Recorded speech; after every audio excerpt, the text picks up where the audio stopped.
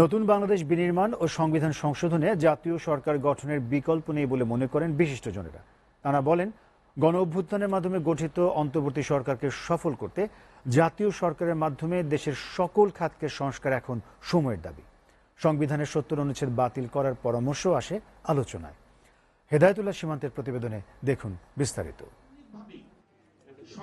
জাতীয় প্রেস ক্লাবে বিচার বিভাগের সংস্কার এবং জনগণের আশা আকাঙ্ক্ষা বাস্তবায়নের সংবিধান নাগরিক ভাবনা শীর্ষক মতবিনিময় সভার আয়োজন করে সংগঠনটি।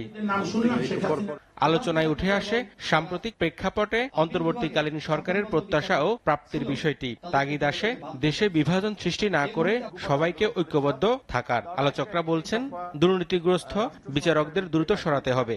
যারা আন্দোলন করেছিলাম বিরোধী দলে থেকে এই ফাঁসিবাদের বিরুদ্ধে, তাদের কিছু মৌলিক জায়গায় একমত থাকা উচিত, না হলে কিন্তু আমাদের এই বিভাজনের ফলে আবার আওয়ামী লীগের পুনর্বাসন হবে।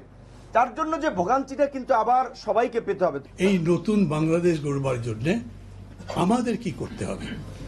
আমরা যারা যারা এই দেশ গড়ে তুলতে চাই, ভেবে দেখবেন আমাদেরও নতুন করে নিজেদেরকে তৈরি করতে হবে। আজ এই দেশে বিচার ব্যবস্থা সম্পর্কে সবচেয়ে বেশি ক্ষোভ, সবচেয়ে বেশি বেদনা এবং যন্ত্রণার সৃষ্টি করেছে।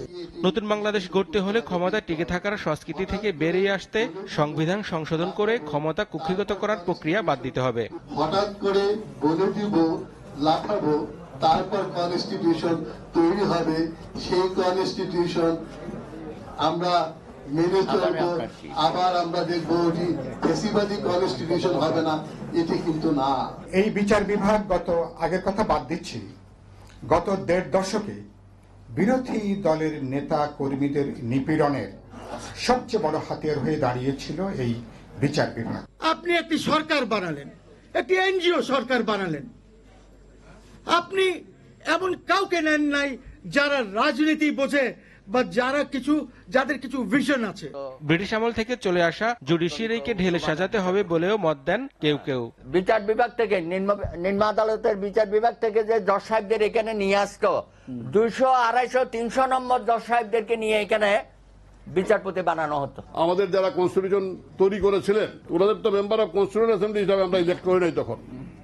এই প্রশ্ন কিন্তু এখন উঠতেছে, এই গভর্নমেন্ট যদি কনস্টিটিউশন অ্যামেন্ড করতে যায়, এই প্রশ্ন আবারও উঠতে পারে। সুতরাং একটু ধৈর্য ধরতে হবে। বর্তমান অন্তর্বর্তী সরকারকে আরো সতর্কতার সাথে কাজ করার আহ্বানও জানান বিশিষ্টজনেরা। কার্যক্ষেত্রে কতটুকু প্র্যাকটিক্যাল।